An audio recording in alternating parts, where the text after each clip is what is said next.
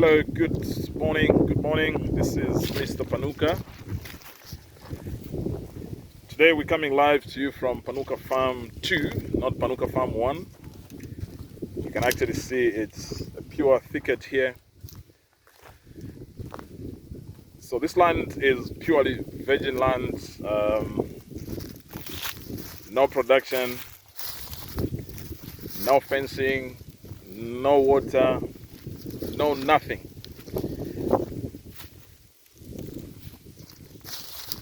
So we always get some questions, especially for some of our clients that we do help in terms of just farm setup. And the big question is, what should I do first when I just start a farm? I think there's no blueprint, as it were, what you should start with, but I think there's just some issues that you probably need to take into account if you're starting a farm. And quite critical is to understand what exactly do you want to do. Are you going to crop? Are you going into livestock? Because that then really has a huge bearing on the things that you need to look out for and what you need to do first. But we have previously indicated that issues of fencing, quite critical. So in our case, we have not fenced here. And what we want to do, I think, in this short journey is to use this Panuka Farm 2 as a case study, just to see some of the things that you can put in place first before you go crazy with your farm development. So in our case, like we indicated, of course we bought the land. We recently just demarcated around, and this area here, you actually see that we recently also cleared it in preparation for some kind of production. We are, with God's grace, looking at January to commence production here. And yeah, so one of the critical things that we'd want to do is to confirm whether there are adequate water resources here for crop production. That's very, very critical. I think with the land, we already checked that.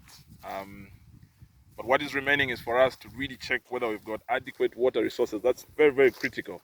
We have actually seen in other farms where you go developing the farm and then you only confirm later that you actually don't have adequate water resources, and all the grandiose plans for crop production, just vanish. So please make sure when you buy the land, check whether you've got adequate water resources, check whether the land is really suitable for crop production, and then you can go ahead and go crazy with the other aspects of farm development. So today we've come with water engineers from an entity that would highly recommend, that we've used, I think, for all our boreholes at Panuka Farm 1. So they've gone around the farm trying to check for these water resources, and so far I think they have found one point that they have highly recommended, and that's the point just ahead of us. So we are looking at having a number of points so that when we are ready to drill, we basically just get guided. So this is one of the points that has been highly recommended at point A.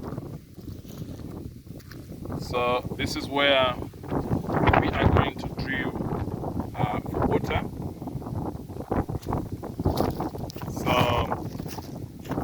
the water engineers are still on the farm. They've gone at the far end, just combing through the entire farm to really see what are the best points where we can drill for water. So just climbed on a vantage point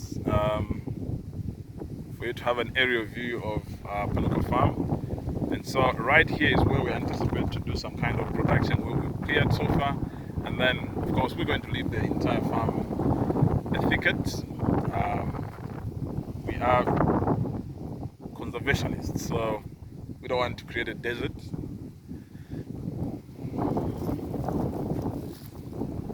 So right there is also a gentleman who is scheduled to do the fencing of the farm.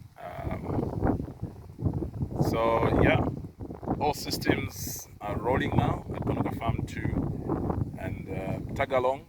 We will be dropping them juicy tidbits on what you can do when you buy a farm, and hopefully our case study will be quite motivating to you and provide you with some insights on what you can do on your farm when you buy one. Alright folks, so that is Farming 101, and we will keep giving you some further tidbits as we proceed with Panuka Farm 2 development. Alright, have a lovely one. Bye bye.